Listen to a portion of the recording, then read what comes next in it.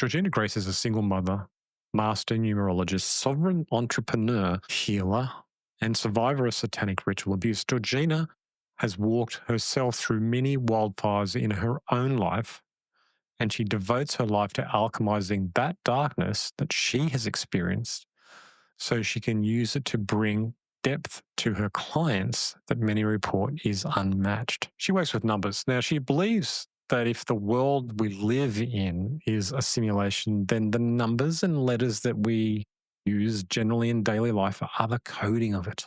And so, therefore, having a deep understanding of your own numerological fingerprint is a straight gateway into the realm of true sovereignty. Numerology has been misused in her understanding and misunderstood and misinterpreted for a very long time. Georgina is here to set that record straight, and she does so eloquently and accurately in this episode. Welcome to Supernormalized, Georgina Grace. Georgina, my wife tells me that you're an amazing numerologist, and when I look into your backstory, you've got a lot of things that have happened. So it's like, wow, what? So we're here to talk about all of that and how numerology can help everybody realize their path in life. Welcome to the show.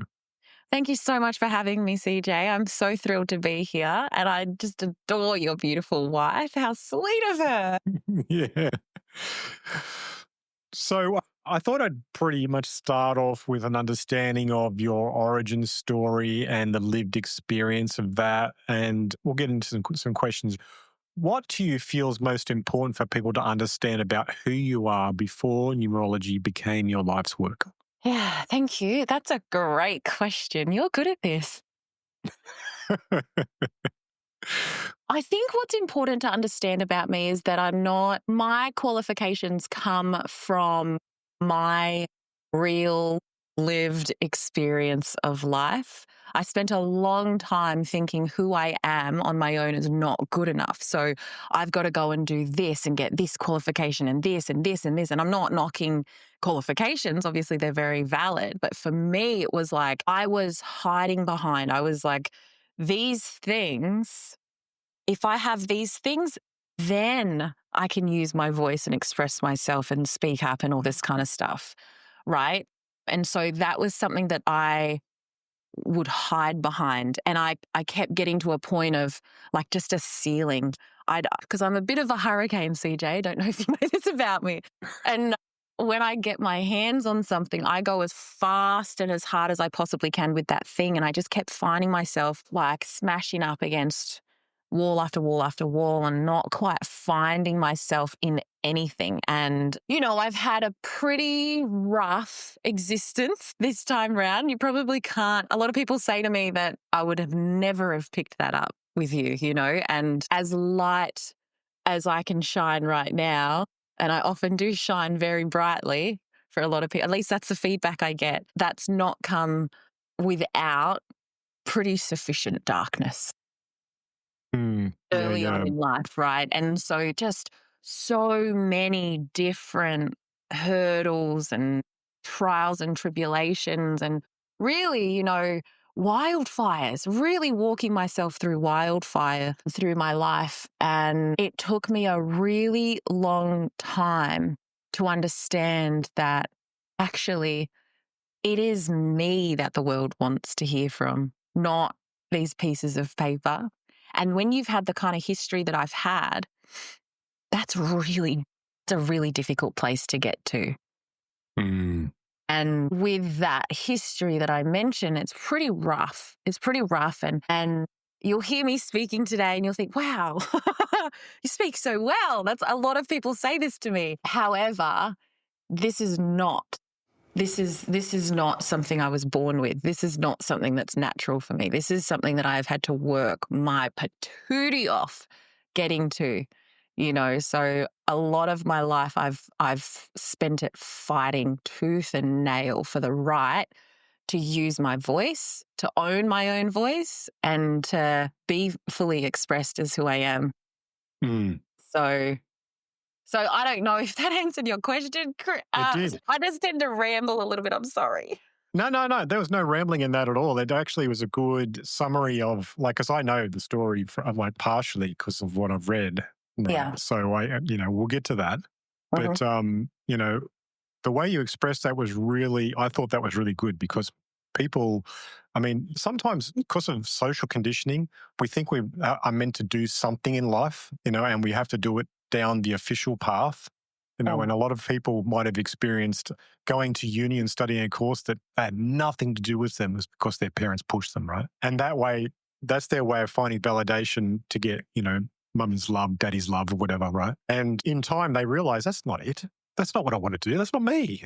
And as soon as they get to that point, then things change. So for you, which moments from your earlier life shaped your relationship with truth, safety, and self trust? Goodness me. Far out. Huge question, CJ. Huge question. Moments from my earlier life. I grew up in a pretty tumultuous environment. Like that's quite an understatement. Lots of violence, all versions of abuse. There was no safety in my childhood of any kind. I don't remember. I've tried. I've actually tried really hard, but I don't remember being hugged as a child, right? And my specific kind of abuse started from infancy and all the way through, different versions of it. And the worst kinds, just the worst kinds. And so they're really, when you talk about, you ask a question about safety, I learned my first lessons of safety wasn't like utterly what is not safe. But as a child, what we do is we take whatever we get and then we label that safety. And then so we think that what we've got is safe. And humans are creatures of habits. Our brain likes to form, neurological pathways, and then they don't like to be changed, So the patterning that gets created in childhood, that becomes our programming for life. And so we go through life recreating that same safety.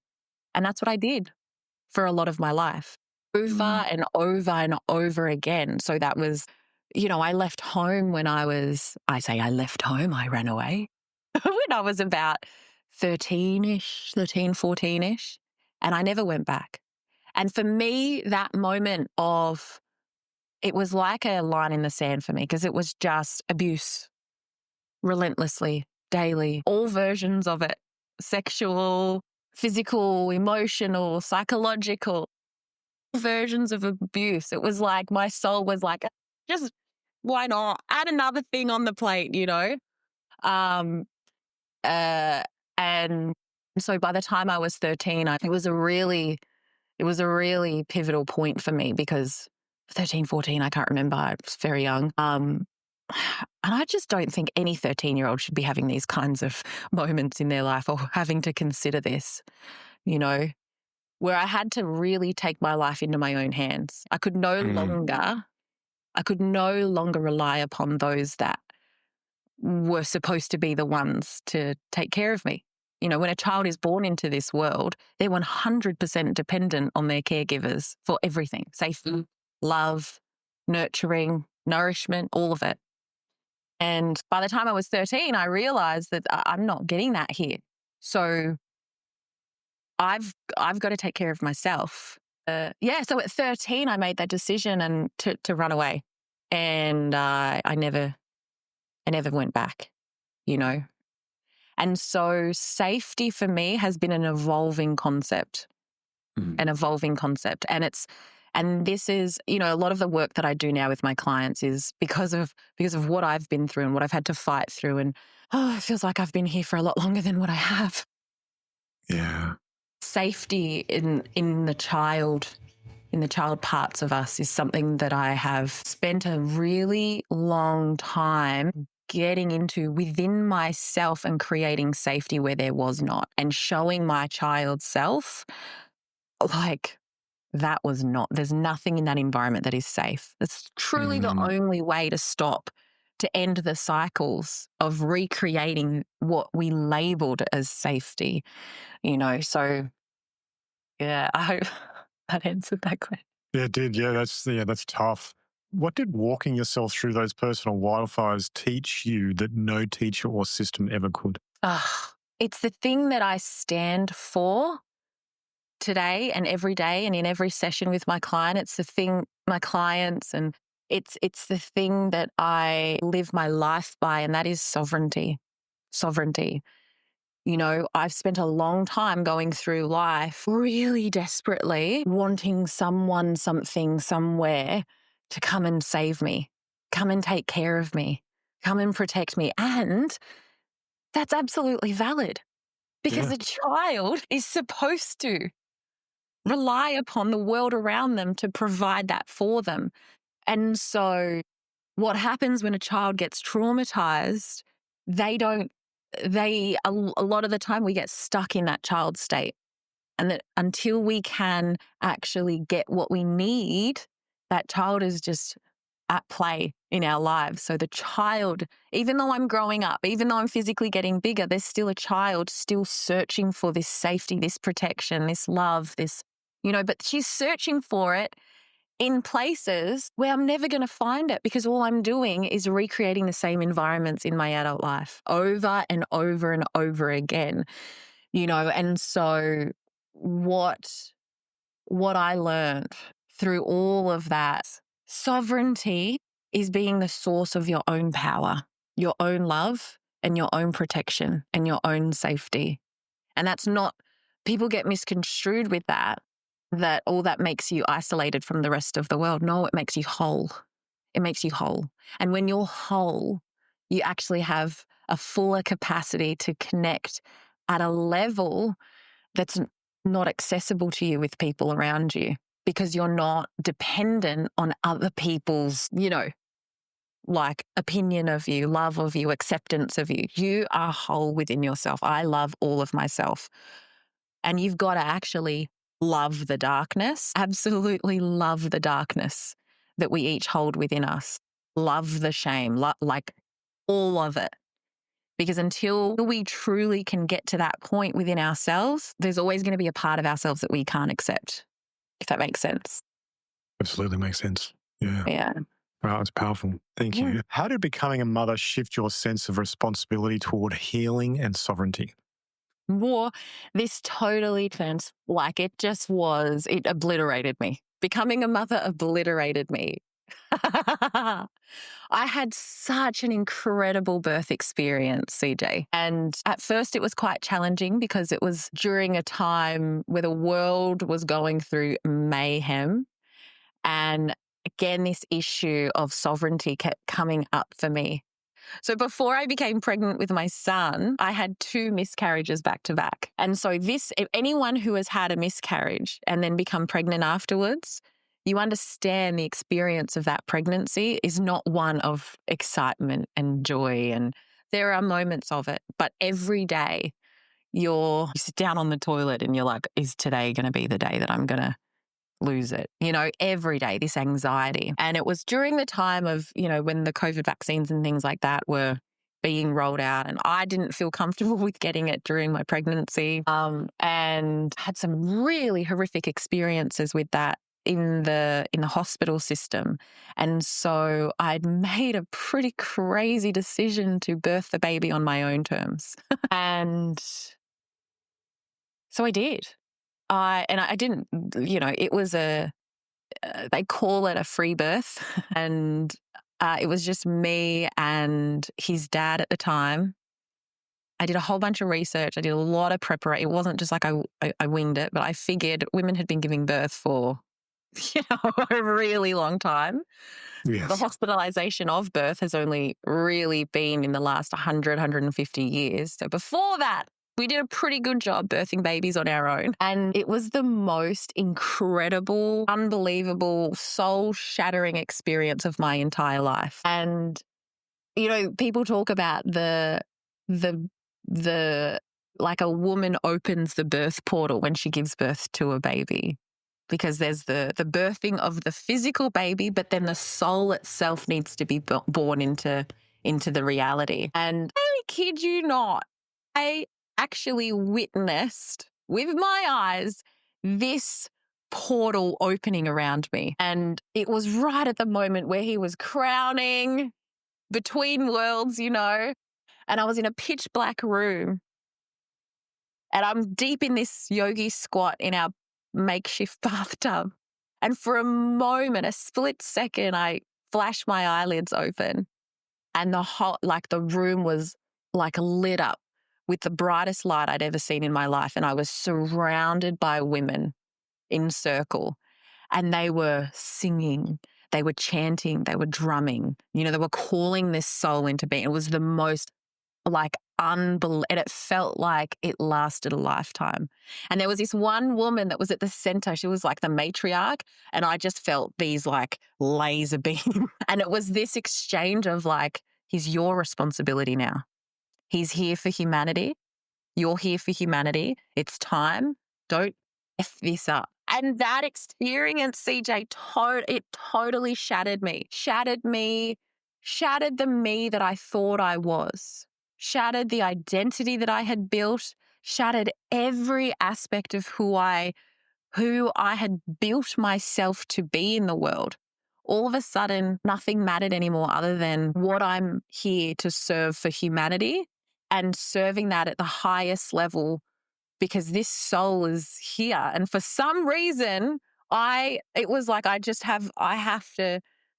have to be and do whatever I can because serving humanity means serving him and his reality and his life, And and from that point on, life pulled me in a trajectory that I couldn't plan it if I tried to. So did that answer the question?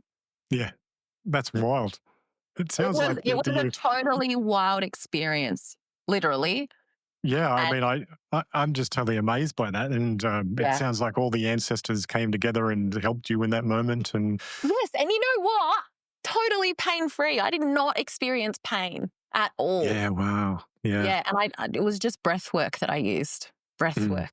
The power of the breath is pretty extraordinary. Yeah. Yeah, yeah.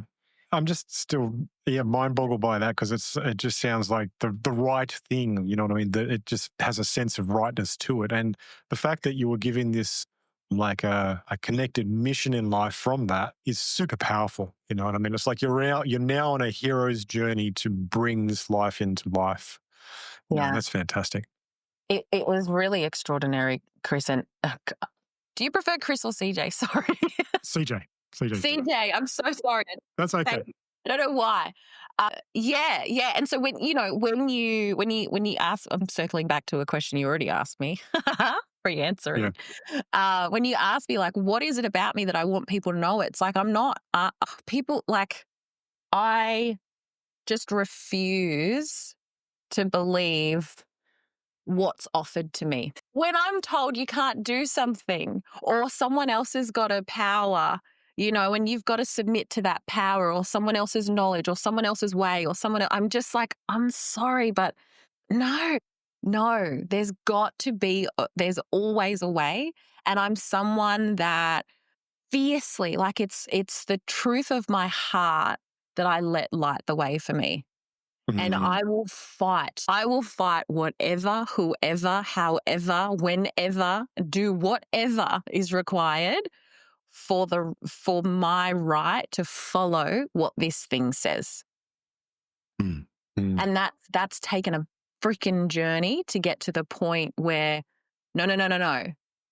Not only do I understand the language of my own heart's truth, people believe that the soul enters through the heart, and so and there's research done now that the heart can hold its own independent memory and that the heart itself can tell the future.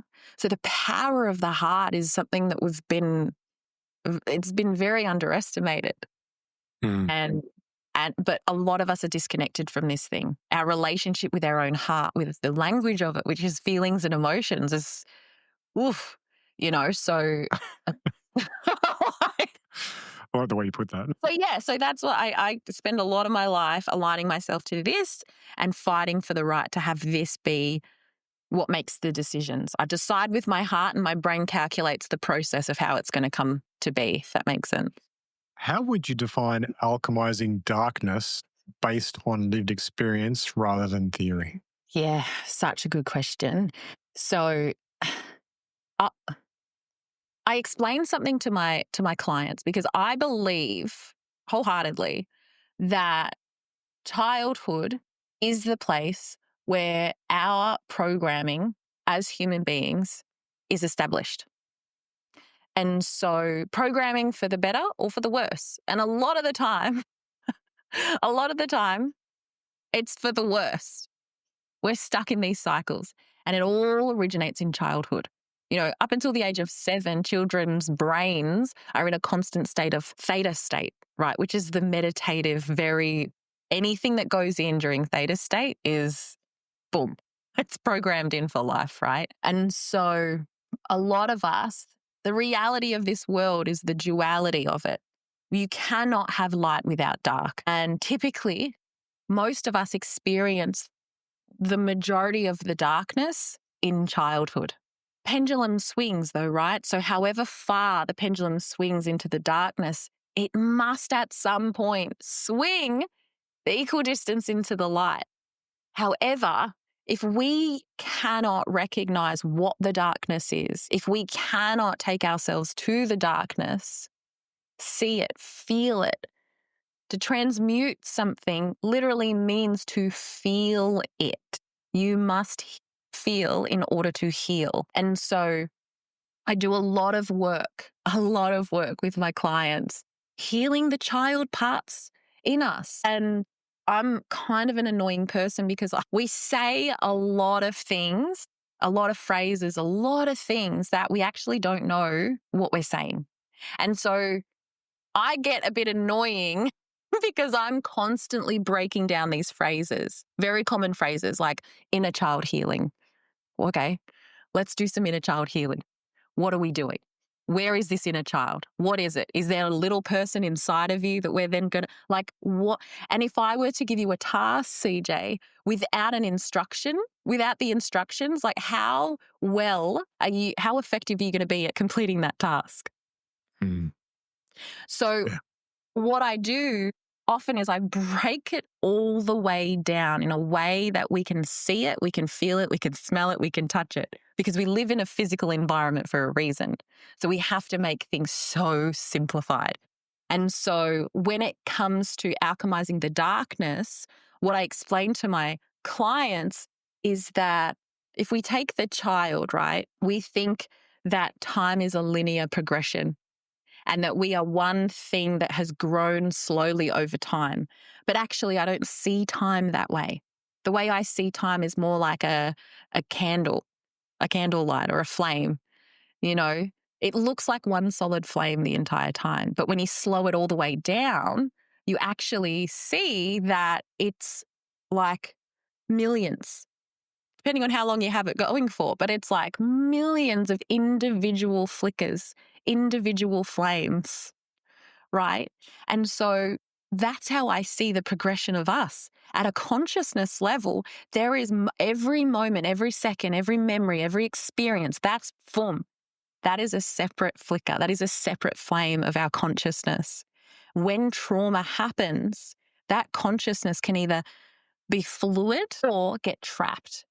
And so I explain this concept of time zones with my clients. We live in a world where there are time zones, right? And it's kind of a crazy concept to me, but we just accept it as reality and normal. You know, I have lots of friends that live in America, and America's like, I don't know, depending where you are, it's at least 16, 17 hours behind us here in Australia, right? So technically, you could say that people that live in America are in the past and people that live in Australia are in the future. And there are things that have happened here that haven't happened yet in America. However, if I were to pick up my phone and call my friend Angie, who lives in the southern states of America, her phone's not going to trigger in the past.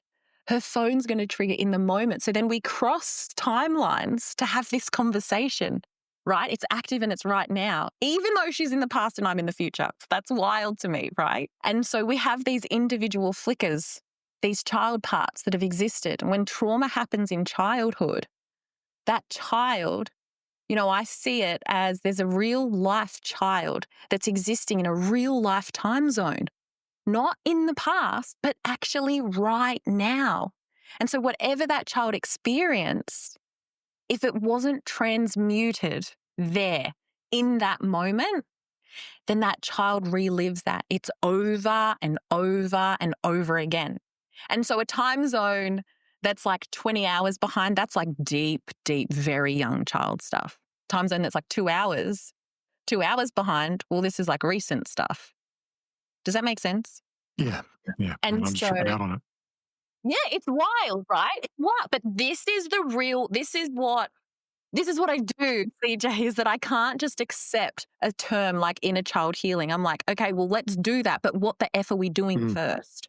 And so when people can connect to an actual child in a real life time zone, all of a sudden they have access to healing a child's self, right? So what happens, like I said earlier, is that if that experience isn't transmuted there and then it's the child that's front and center, constantly reliving and looking for whatever it needed in that moment. So we might grow bigger and stronger, but the child is at the forefront, right? And so we're now adults. Someone says something, but the child hears it.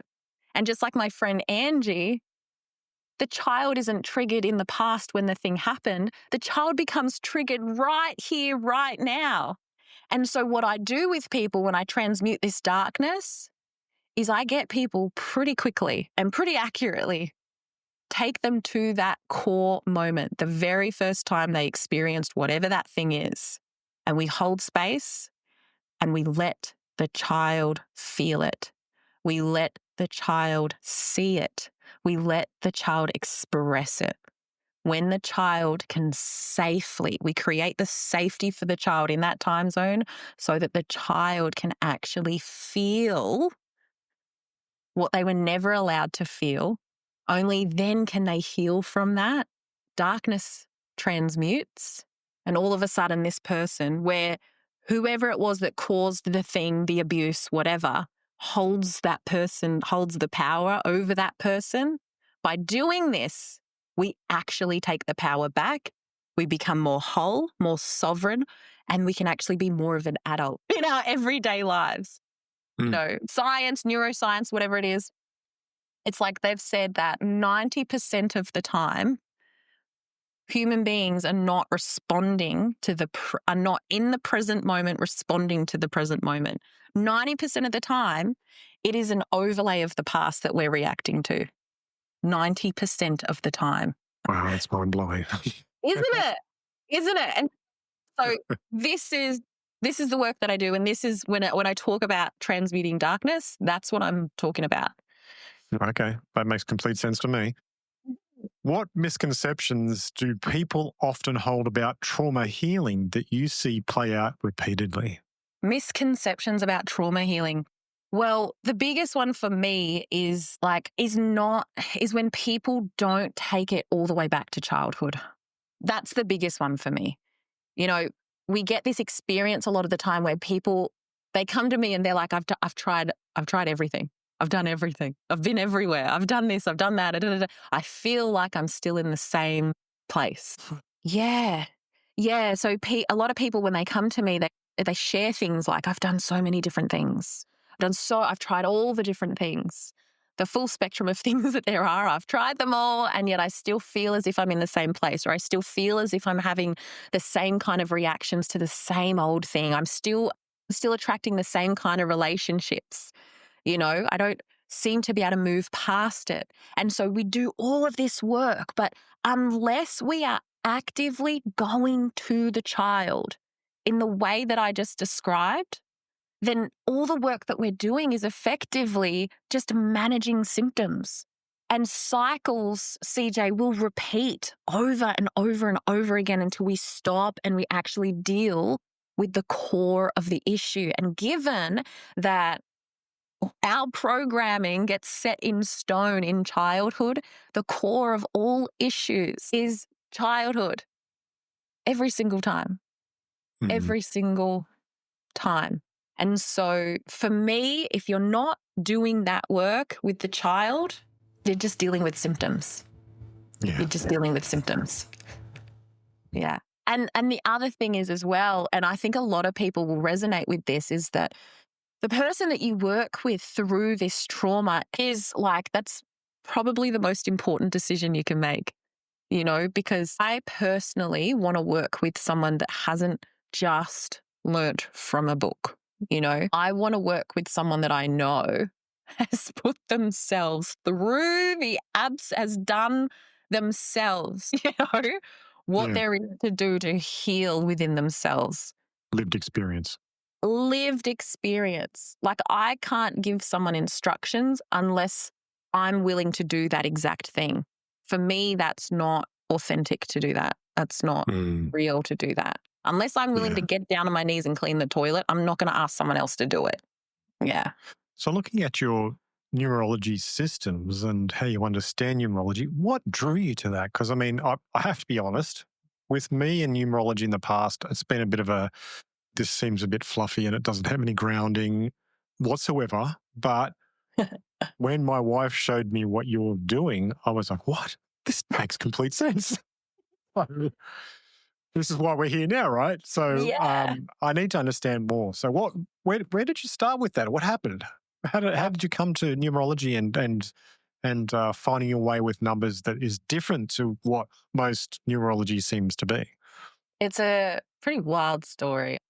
Yeah. So I've always been into numbers, always loved numbers. In school, I was like, maths is my jam, you know, it makes sense, it's definitive. As long as you know, you can recognize a certain question and you also know the specific formulas, you always only ever, like, that's it.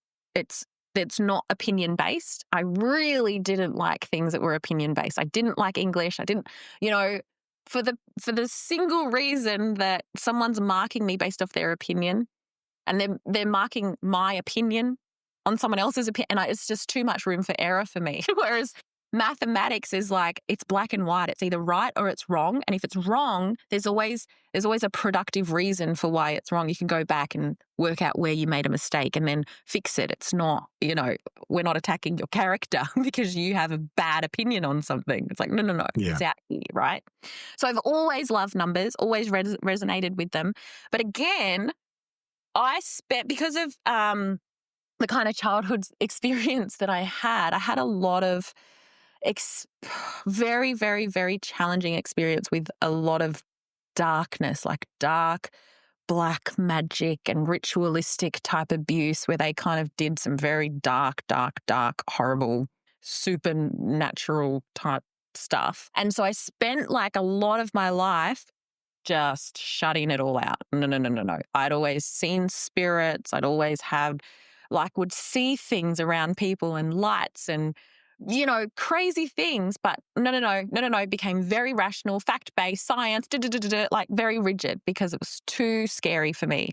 The birth of my son, as I said, totally shattered all of that. And it was now undeniable, this world. And from that birth, it was as if I was just pulled in a certain direction and things kept dropping in. And I remember I was at a community event. I had my son in a carrier on my chest and a man appeared. I didn't even see him walk up to me, but he just appeared. And he started speaking to me about my son's numerology, about his numbers. Like, that was no hello, no how are you, no nice to meet you, just boom, launched straight into my son's numerology. And obviously that freaked me out. What freaked me out more was that I had this experience in my body, like my body was vibrating, listening to him talk about numerology. This is a weird experience. Anyway, brushed it off. The next day I go into this new agey shop, get chatting with the woman. Oh, I'm a numerologist. Why is it? I've never heard this word before in my life. And 2 days in a row, you know, she gives me the number of a woman. I call it. Oh, if you want to learn, I'm willing to teach you. And this woman had been secretly practicing numerology for 20, 30 years. And she learnt from a gentleman who learnt from his grandfather, who learnt from his grandfather, and so on and so forth. So to this day, I've never read a book on numerology, and I won't read a book on numerology. And as I was going through, Joe, my teacher, teaching me kept having this experience where I'd go, oh, that's right. I remember that, but I don't remember that. Yeah, right. I don't, how do I remember something I don't know, you know? And by the end of the teaching experience, the learning experience with her, um, I was almost fluent in this brand new language that I had just learned and I could not explain it. So Oh, wow. yeah, so numerology, it seems, is actually something that I have been doing at a soul level for a very, very, very, very, very long time. A very long time. It was a really crazy experience, I never experienced anything like that before, and it just kept calling. And I mean, I was learning this thing when I had an infant newborn. I was in the throes of postpartum. I had half a brain, as you do after you give birth and all of the things. There was like, what was I doing learning this thing? I'm the kind of person who likes to flick to the end of the book and go, okay, that's how it's ending. You know, I like to know where I'm going. And this was the first time in my life where I was like, I don't know why I'm doing this. I have no reason for this. Well, I'm stressing myself out anyway. So yeah, it was like I was fluent in this brand new language that I had just learned and it just kept calling to me. I became a doula. I supported other women to have birth after my son was a certain age as a free little gift thing on the side for the mothers that I was supporting. I'd do a little numerology chart up and I'd do a little reading for their newborn and I just kept getting requests for readings. And I was like, I don't want to do that. I want doula clients. You know, I'm a Mm, doula. But the yeah. numerology kept coming in and everything has just it's like everything's just lined up. You know, I wasn't ever intending on creating a whole business and anything out of numerology. I had no idea what I was doing it for at all. I didn't even want to do readings for people, you know, and I definitely didn't want to teach it in courses. But a woman called me up that I had previously done a reading for and asked me to teach her. And that's where the courses came from, you know, and to this day, she still hasn't done the course. And so it was like literally divine intervention that had her call me and say, can you teach me? And I just was like, sure, I can do that. Wrote a course over the weekend and then started teaching this thing called numerology. And Wow. yeah. And so it's just been something that it feels very strongly like it's been something that has been awakened from within me that then I'm bringing out into the world. And so I've gone from who I am is not enough and I need to prove that I have the right to speak with all of these pieces of paper that say so to I will not read a book on numerology. I will not look it up on ChatGPT. I will not, you know, I won't do that because now I understand my own numerology and I understand my soul's purpose. I understand, like I really understand that now and I understand who I am and what I'm here for. And so I'm very, very, very careful, cautious to not contaminate what is supposed to come through me organically. Mm, that's a good path. And it sounds wonderful that you've actually been connected so deeply to that. I'm just curious though, what first revealed to you that numbers held far more information than personality traits or life paths? Oh my goodness. I think, CJ, it's always been my approach with it because of my my history. And I've done many different things over my life. You know, I've been a coach and I've led seminars to like hundreds, thousands of people. I've been an electrician. I've been a Reiki healer. I've done this. I've done that. I've done so many crazy, ridiculous, insane different things. And and also my experience with trauma and the kind of abuses and violence and things like that I have personally had to like really heal myself. There's a way that I see the world that's just not necessarily a standard way of seeing the world and the way I see people. And so numbers for me was such a gift because it gives me the access into seeing someone's world, understanding them without trauma. It's a neutral understanding. It's like, this is your coding. Yeah, wow. So if you can understand your code, and this is like I said, it's neutral, right? However, because of my awareness, my experience, I look at those numbers and I can see this is the kind of human experience you've probably had. You've likely had this kind of relationship with your parents. And, because of the duality and the pendulum swinging, I can see that, all right, you got a 3 in your life path number. Your birth date also starts with a 3. So speaking up and speaking your truth and expressing yourself and telling a story has always been something that you personally, CJ, have been reaching for your entire life. But perhaps you've had experiences in your life where you actually had to fight for the right to speak up and to have your voice heard in a way that is truly you. And then now with this podcast, right, every guest you get on is like another version of a truth that is actually within yourself, And so Nailed it. yeah. And it's like because you're a 34/7, the sevens it's so multifaceted. It's not one ideal. It's not one belief system. It's like, no. There's all these pieces in the universe. 347s, what they do is they gather all these pieces and they have this really magical way of crafting all of that, bringing it all together and distilling it down. And then here's the message. Here's the story, and that's beautiful. And so but that didn't come easy, right? Getting to this point for you didn't come easy.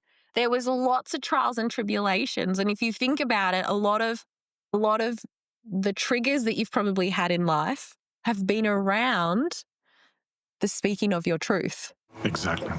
And being heard in that, right? And so that's yeah. Wow. That blows my mind. I'm like, oh, you're actually talking about me. Oh my God. Yes. I'm like, wow, and it's exactly so on point to my understanding and how I pretty much the reason why I did this. So that's it. Now I've got to ask you, how do numbers and letters function as symbolic coding within the human experience? Oh my goodness, such a good question. So all numbers and letters are like labels for the different energy that exists in the universe. And it's pretty undeniable now that actually everything is energy. Nothing is solid as we perceive it. It's all energy. And the thing about energy is that you can never get rid of it. You can't dissolve energy. You can't disappear it. It can only ever be transmuted. It can only stay the same or be transmuted into a higher or lower frequency, right? Energy, which means that anything that has ever existed will always exist. And numbers, we have the numbers 1 to 9. Right. And that's it. That's all we've got. But between those numbers 1 to 9, there is an unlimited amount of potential combinations of numbers. And so if you think about the world in which we live in, I challenge you to think of a single place on this planet that doesn't distill down to numbers, that isn't built from numbers. Makes sense. Numbers form a fundamental, foundational piece to everything in all of life, in every area, from time to money to measurement, like everywhere. And when you understand that numbers, all they are actually energy, then when you can understand the energy that's behind the numbers, all of a sudden you get access to understanding the coding of the actual universe itself. Yeah. And That's numbers intense. are definitive. It's something, the thing that really resonates with people get so excited by is that we've been using numbers our entire life. It's not a new concept.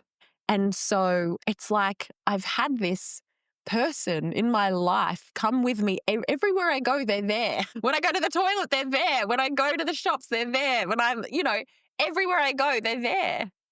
But I have no idea who they are. I have no idea what the purpose of them are, of what the purpose of them is. They're just always there. And so when people learn about what's actually behind these numbers, all of a sudden, it's like the curtain lifts and it's like, now I understand. I don't just understand what numbers mean, but because numbers are everywhere, when you understand the energy, it's universal. You can apply the information everywhere to your own date of birth, to someone else's date of birth, to the day you started your business or the day you got married or your house number or your it's your pets, your this, like everything is numbers, everything is energy. So if you really want to, and I have this saying, CJ, I have this quote, one day I'll be quoted, that, you can either use the numbers for your own benefit, for your own advancement in life, for your own purpose and whatever. You can either use the numbers or be used by the numbers, right? JP Morgan Chase, he's quoted.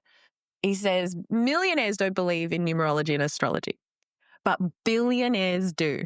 And so if you think for a second that the people at the highest of the highest, the elites at the top don't know this stuff and are not actively using it, then you're crazy. And I'm like, hang on a second.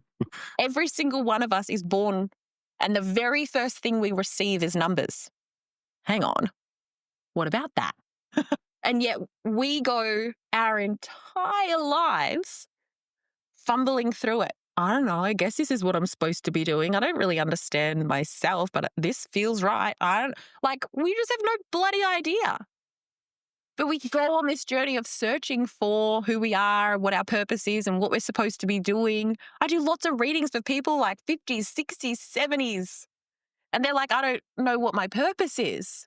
But what if I told you that you had access to understanding who you are, the soul that you are, what you're here for, the specific ways you're actually meant to navigate and operate, the environments you're supposed to exist within, the kind of soul that you are, like all of that you've ever wanted to know, you literally had access to the moment you were born here. If you had the information. Well, that's right. That's right. Exactly. How does a numerological fingerprint show how someone receives, stores, and processes information? Yes. So the way that I work with numerology when I do readings and when I teach it is your date of birth is kind of like your VIN number. This is like the make and the model of the vehicle that your soul came here to drive inside of, right? And the thing that drives the vehicle is the soul, and all the information you want to know about the soul that you are is all laid out under your birth name, right?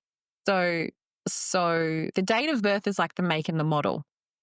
In numerology, we have this thing called the grids, which I actually refer to as your operating style. And I talk about the gears that you have. So, this is the thing about numbers and numerology. It's just so bloody simple, right? And so the gears that you have, aka the numbers that you have that make up your birth date, when you read it in a certain way, can literally tell you how you receive and store and make sense of the world. So some people are if they have a lot of numbers in a certain line of this grid, right? If you think about like a gearbox in your car, right? And there's lines literally in the gearbox that each gear kind of is stationed at. Imagine each one of those lines represents something different. And depending on where your gears are in that gearbox can tell you exactly what gears you've got to operate within. So some people will be people that are very, if their birth date has like 1, 4s and 7s, they're going to be very practical, very grounded people. So if I was going to sell them a car, I wouldn't talk to them about how they're going to look in this car, how they're going to feel in this car. The first question I would ask them is, what's the purpose you need for this vehicle? Practical. And then I'm going to sell to them all the practical reasons why this is the right car. I'm going to talk about the fuel consumption, right? Because that's how they receive information. That's what makes sense to them. But if someone has 2 5s and 8s in their birth date, then they're much more of an emotional person. So for them, it is about the feeling. It is about the comforts, right? I want practicality. They've likely got some numbers in that practicality line. So there's a specific purpose I want for this vehicle, but I want the heated seats. I want it to feel luxurious. You know what I'm saying? And you can literally understand that by simply looking at someone's date of birth. Yeah. Yeah. Excuse me. And that's just Right. one tiny aspect of that. There's like there's also understanding how you accomplish things, how you go about accomplishing things. You know, some people are meant to do the in between work, like you, CJ. You're No, really I'm good the when. person that, I work in Sorry. the background to make things happen. Yes, but you actually have the capacity. Like you can have an idea, you can see the big picture, but then you have the capacity to actually do the grind work behind the scenes. And you can be a little bit stubborn in that, like, it has That's to be a true. certain specific way. By God, yes. Yeah, and you can't really oversee someone else doing it because you'll be just like, but did you make sure you did this? And what about that? And da, da, da, Yeah. so letting Often go, work alone. Often work alone. often work alone. Yeah, because, yeah, Yeah. that's right. See, but and so when you understand that about yourself, you understand how you work and how you operate. And so, like advice I would give to you, right, is because you have a lot of gears. You've got 5 gears in your gearbox, right? 5 different numbers in your birth date. You can only have a maximum of 7 different numbers because you can't fit 9 numbers in someone's birth date, right? So you can only fit 7 different numbers in someone's birth date. And so you have 5 of the 7. That's a lot of gears. Mm. And if you think about how fast you can go in 5th gear, how many places you can get to versus if a car only had 3 gears, going to be moving at a much slower pace. You're not going to be able to handle as many things all at the same time, right? But you got 5 different gears. So you're someone, you like have lots of ideas. You want to do lots of different things, Too so much. too I many do too different things. much. But you have this capacity to start with one thing and focus on one thing, and you will see it all the way through.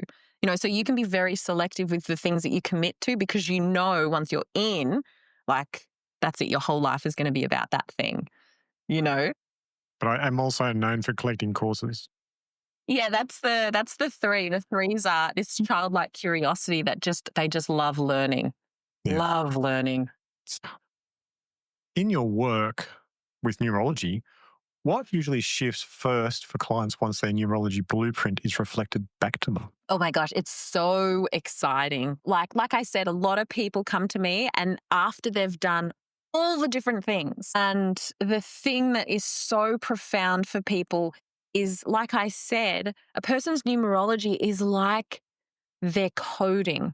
And so the coding is beyond all the layers, beyond all the identities that they've had to build to survive a certain way through life. And it's beyond what the people in the world around them perceive of them, what they think about themselves, what they believe about themselves, whether it's good, bad, in between, whatever. The numerology is like, this is the core of who you really are. And oftentimes, excuse me, people experiencing these readings for the first time ever actually being seen for who they actually are in a way they've never been seen, in a pretty succinct way that, they haven't seen before. And a lot of the time they experience things like, and I get people say this to me a lot, is like, you're saying things out loud that I have only felt within and I've never been able to put words to. Yeah, So right. people's numerology and these readings, particularly I suppose the way I do it, is it's like holding up a mirror to them. And for the Mhm. first time, they're seeing a reflection that is actually who they are, not all of the filters of who they think they are or who the world wants them to be or this or that or whatever. It's actually who they are. Wow. It sounds like a profound shift for people to actually see that for the first time and to realize that. So then it actually makes me wonder then why does unbiased data often feel confronting, yet at the same time deeply revealing? Oh my goodness, such a good question. Did you come up with these? But so powerful. These questions are awesome. I'm really, really, really enjoying this. So to answer your question, part of the reason why is because we have someone's birth date and their name that's given at birth, right? And those are the 2 things that are given at birth.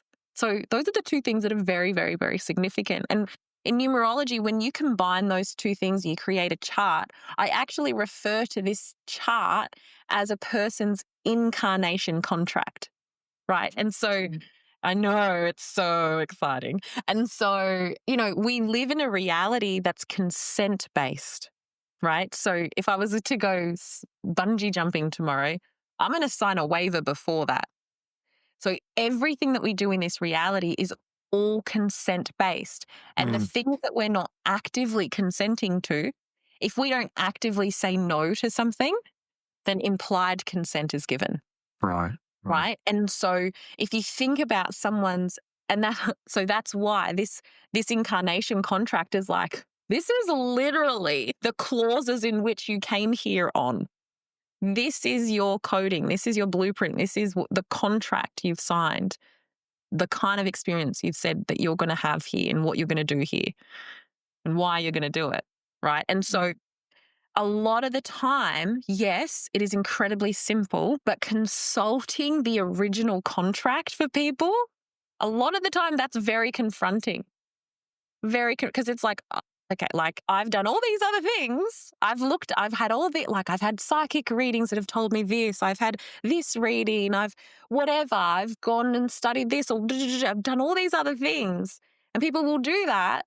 And the last thing that people will often do is actually consult the original freaking contract that they sign. It's like a level of, all right, like you've got to be at a point where you're ready to actually take responsibility for what you agreed to do here in the first place. Wow. Because a lot of that involves undoing a lot of ways of being and acting and behaving that aren't congruent with who you came here to be in the first place. Wow. Okay. I'm curious though, because like I was born under one name and then adopted out at 29 days and had my name changed. How does that affect? Oh my gosh, it's crazy. So the person's name is someone's actual soul itself. So and so people are like, should I change my name? I'm like, no, don't change your name. That just complicates everything. But I never like to answer questions like this in a, like, I don't like generalization. One thing could be true for one person and be totally different for another person. Yeah. The fact that it happened 29 days later, the number 29, when you add that up, is actually 11. 11 is a master number, and it's actually the number of the true psychic energy, which is spiritual messenger energy. And so I'm going to answer this question specific to you, right? If that's okay. People often, just to explain the number 11, right? People see it all the time, 1111, angel number, all this stuff. And when they see it, it's like, oh, I'm on the right path. And the thing that blows me away, right, is that someone could know nothing about numerology. They could know nothing about energy or synchronicity or care for it or whatever. But they'll see 1111 on the clock and have a physiological experience. Like, that's a wild phenomenon to me, right? Because they are energy interacting with energy. And so people see 1111 and they go, oh, I'm on the right path. And that's true to an extent. But there's more to the story. The 11 is the number of the spiritual messenger, the spiritual guide. And so the veil is very thin between you and whatever your higher source is, right? And so that number, when that number is around, it's never random, it's never accidental, it's always for a very specific reason.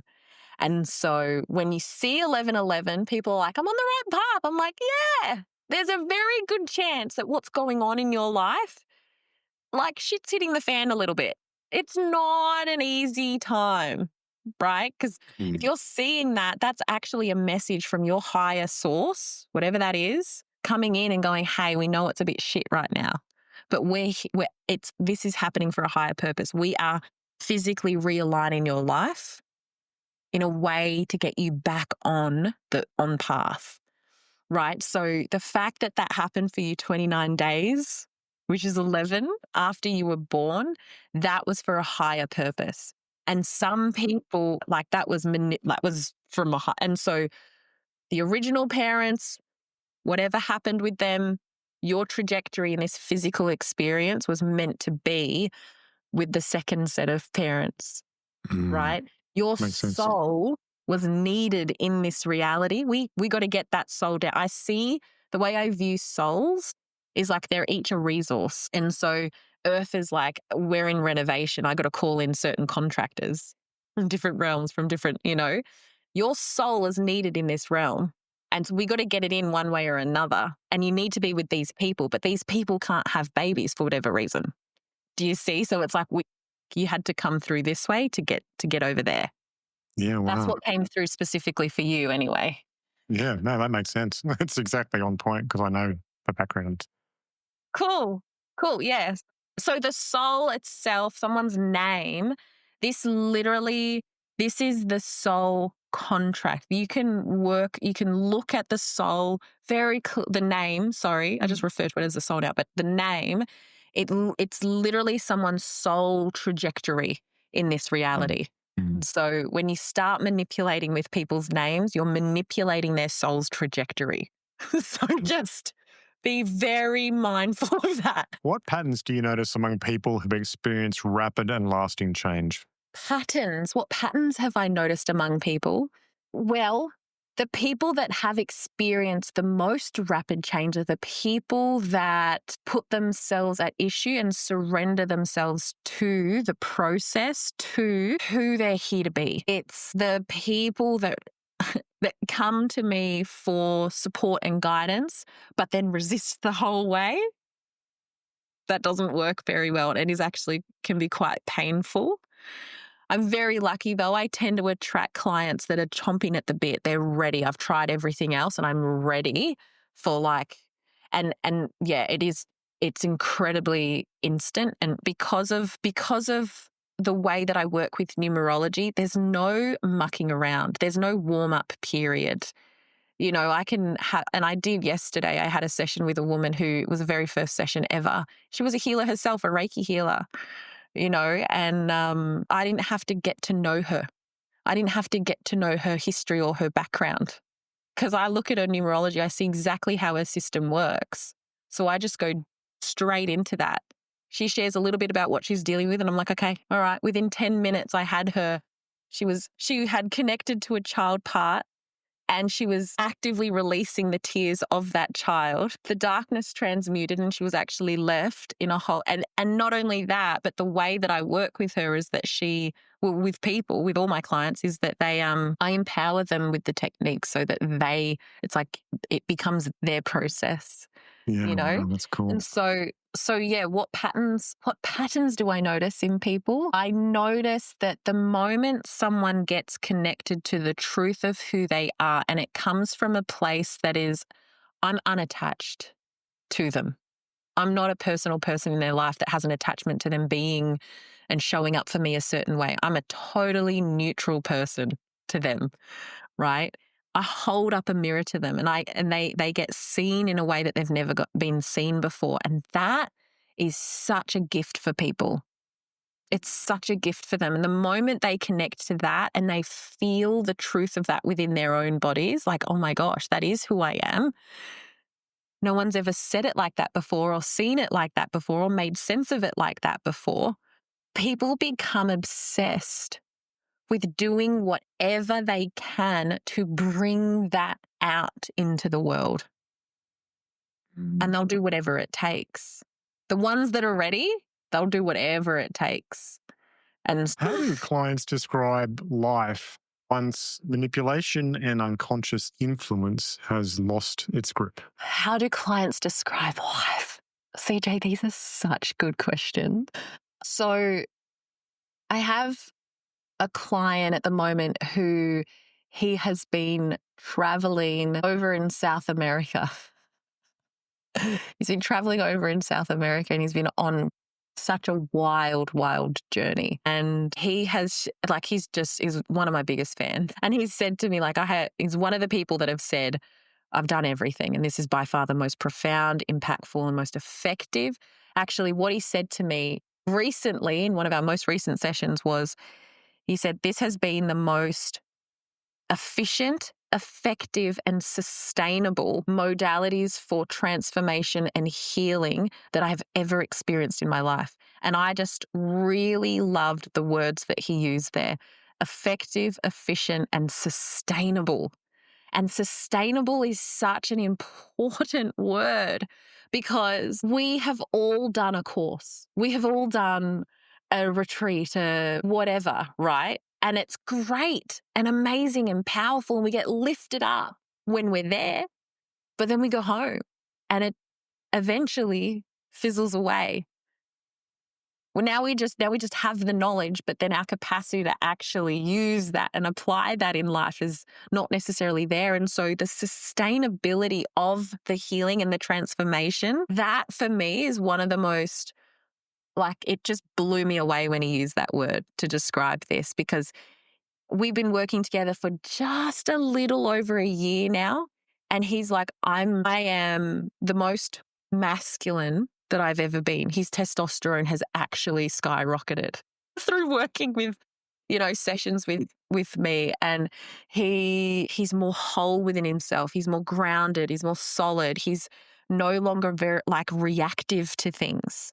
And it's like, once the transmuting happens from the child parts, because we go to the core, not the symptoms. We take it to the core every time, and it's active in the moment. The moment I get you to connect to that child, we're feeling the things and we're transmuting it. It's done. It's done forever, So you don't go backwards. So, and that's been the case for every single one of my clients. They've seen significant, instant, very rapid results that haven't reversed. They actually, they get left with quite a bit of challenge in their life because the core of who they are transforms. But the word transform is kind of not accurate because it leaves you with, I was this and now I'm something else. But actually, what happens is we get rid of everything that wasn't you in the first place, and then you arise. And then the challenge that clients get left with at that point is, now I have to actually redesign, rebuild, break down the life, that the identity that I thought I was created, because who I am really can't actually exist in that environment anymore. That's powerful.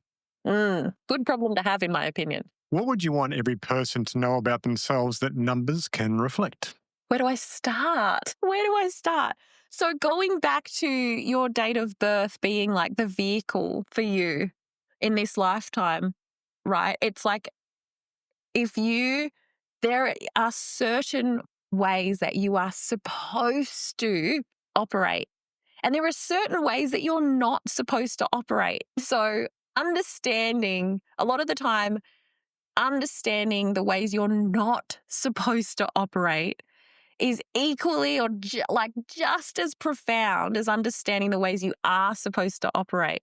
Because we go through the schooling system, right? And the schooling system has its flaws. And one of them is that we get trained and conditioned to believe that it's universal in how we are supposed to do things, meaning everybody learns the same. Everybody has to take notes the same. Everybody has to achieve certain results within a very specific, parameters, right? So we all take in information the same. Our learning environment all has to be the same, And what that teaches us, the underlying message there is that the way you uniquely do things is wrong. Don't do it your own unique way. Unless you do it this one size fits all way, wrong, And so that sets us up in life to never validate our own ways, our own knowing, our own instincts, our own thought, all of it. All of my ways are wrong. I have to do it like this. And so what this does is it unravels all the ways you're supposed to have done things, and you get to learn the ways that you uniquely operate. It's like every car doesn't operate the same way. Yes, there are basics that are, the accelerator's here, this is here, whatever. But every car is different. Every car takes a certain fuel type. And if you relate to your date of birth, if you relate to the physical self as it's a vehicle, well, if I was going to go and buy a new car, I'm going to want to understand the most basic things about it so that I can maintain this thing. What fuel it takes, where it can drive, is it off-road, on-road, how many passengers it can take, all of this stuff. And it's not an emotional thing. It's like I'm not upset that my car doesn't take diesel. I just don't put any other fuel in it. That's just I might get upset at the price of diesel, but I'm not upset that it's diesel. But we go through life and we just have no idea what fuel we're specifically supposed, these basic things. We have no idea. We just go, okay, well, that's what the world taught me and said that I'm supposed to be and do and act. And so understanding who you are, how you specifically operate in the world means that you can literally just drive your car where you're supposed to drive it. You can literally just get on task. When you put the right fuel in, your car drives. When you maintain it the way it needs to be maintained, it goes the distance. There's no issue, there's no problem, But we're too busy, doing things the ways that we were taught we were supposed to and burning out every 2 seconds. We never get past the first small town. Circle back to the mechanics, get fixed again. Something else is wrong. We're just grinding the gears the entire time. This makes me circle back to your understanding of sovereignty and how important that is for you. And I think what you're doing is you're actually offering people their own sense of sovereignty with an understanding of themselves through numbers. How does someone sense that sovereignty has actually truly landed within their own body? How do they sense it? They no longer, essentially, they really, truly, authentically get to a point where they stop reaching for external validity, external guidance, direction. They no longer care what people think. They are fiercely living their own lives, their own way, in their own way. I get a lot of clients that come to me, and at the beginning of the reading, they're quite, like this, and they're a bit shy or timid, or they don't want to ask too many questions or ask too much of the reading or too much of me, or, and they'll share little things and, but it's okay. And they had their reasons and by the end of the reading, they're like screaming and shouting and laughing and swearing. I'm like, and this is how you are. This is, because when I hold up a mirror to someone, I'm not just like, this is you. I oftentimes will embody the kind of expression that is their natural organic expression. And when they can actually connect to that, feel it, like a lot of the times people will share things that have happened in their life. And I will then embody the anger and the rage about that thing that they never got to express. And seeing me embody that for them, they get connected to their own spirit, to their own energy, to their own, actually, that is actually how I felt about it. That is actually how I felt about it. And I could never be that way. I'm like, but this is who you are, And so it's like cracking them wide open. When you see who you really are for the first time, there's no going back from that. And that's all you want to be, because it is who you are. And so people are like, I don't give a shit anymore. I'm going to live my life my way, Wow, that's awesome. That sounds super liberating. It's super liberating. And it's like, what? Like, come on, like, what are we doing here if we're not fiercely living life the way that we're supposed to live it? That's crazy. Yeah, exactly. Yeah. What feels most alive for you right now as your work continues to deepen? What feels so alive for me right now is I've gotten to a point where I've done a lot of work where I was really focusing with people on healing darkness. And it was just about and that was appropriate. Last year, 2025 was a 9 year, and the that is all about unraveling and bringing to the surface anything that's incomplete, unresolved. It's a very okay, we're in the demolition phase, pulling all of it apart. I don't know if you've ever demoed a house before, but it's very dirty. There's stuff hiding in those walls, and they've been there for a lot. It's not a nice, pleasant. The more you pull apart, the worse it gets. That's kind of what 2025 was like, and years leading up to that. And so I've done a lot of work with people really getting into the darkness. And I've worked with clients who have had some pretty severe abuse. And of course, because what I've experienced is quite a spectrum. There's not really anything someone can say to me that's going to, freak me out. If I haven't experienced it myself, then I definitely have supported someone through it. So I've done a lot of that, getting into the darkness and healing and focusing on healing. And that's great. But what can happen when you get to when you do that and you only do that is that you can start to get to a place where we romanticize healing. So then we start manifesting things to simply heal. Right. And equally, someone can not only focus on building success in their lives. This is when you see super successful people that are utterly unhappy because they've just hyper-focused in that one direction.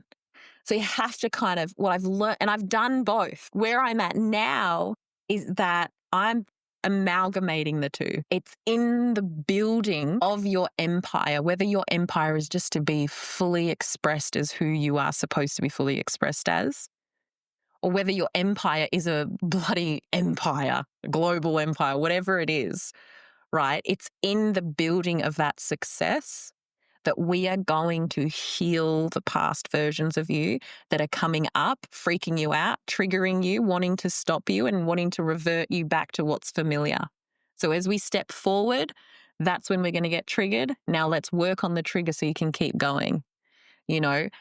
That's where I'm at. That's where I'm really excited to work with people on is we're going to do both, people. We're doing both. Yeah. Yeah. I'm so excited for that. And I'm really excited for, I really love doing readings. I really love working one-on-one with people over time. There's that saying, CJ, if you give a man a fish, he'll eat for a night.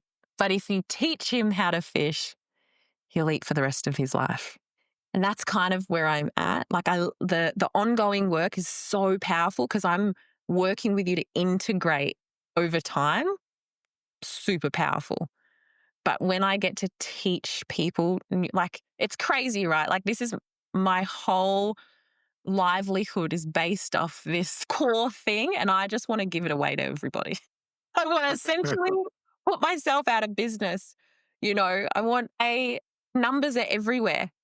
Your children have a birth date. What if you could raise them based off their numerology, not based off aware parenting or gentle parenting or this type of parenting or that? So much noise out there saying what your kid is, what they're not, what spectrum they belong on, what they don't, all this craziness. It's what about their coding?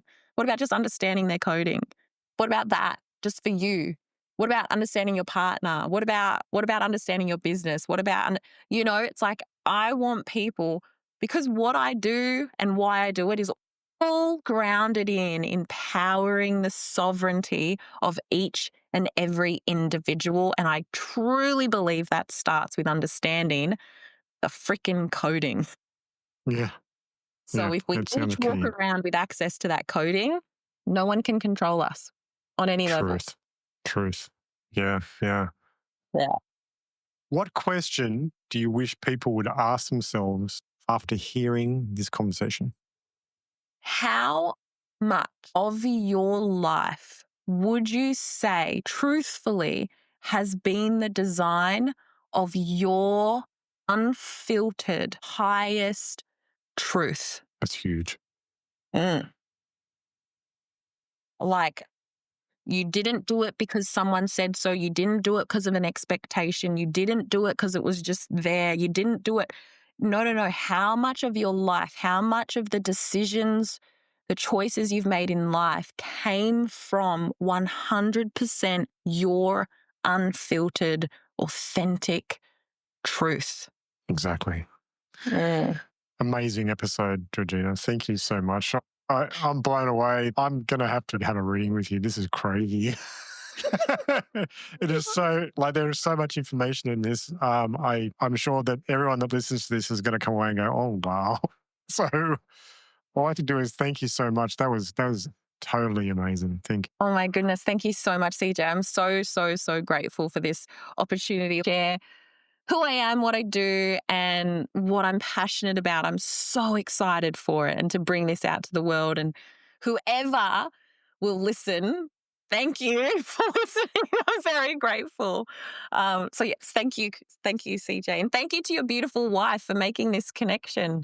Yeah, absolutely. Now, how can people find you in your work?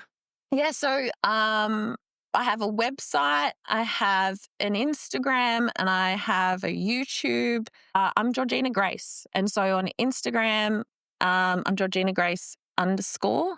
My website is georginagrace.net. And my YouTube is Georgina Grace 888 or something like that. Yep, it is. Thank you. I'll provide those links down in the show notes for this episode. And I thank you so much for coming on. It's been great. I've really appreciated the time that you've shared, all the wisdom that you've shared about numbers and sovereignty and exposing yourself through your recognition of your past life intensity and how that's actually changed you in such a positive way in helping you inform yourself of who you really are. Thank you so much, CJ. That was such a great episode with Georgina. She goes into such depth around numerology and how it can work for you to process parts of the self that may have become blocked from trauma or early life experiences that just weren't properly resolved.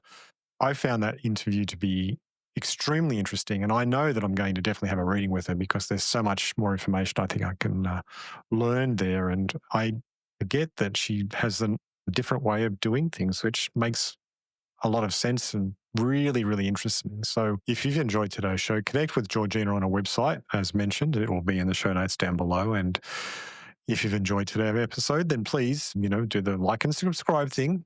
That'd be appreciated. And if you're on a podcast app, remember to give me 5 stars and share this one to a friend that you think may enjoy it as well. And if you've enjoyed that episode, you probably enjoy these. Subscribe.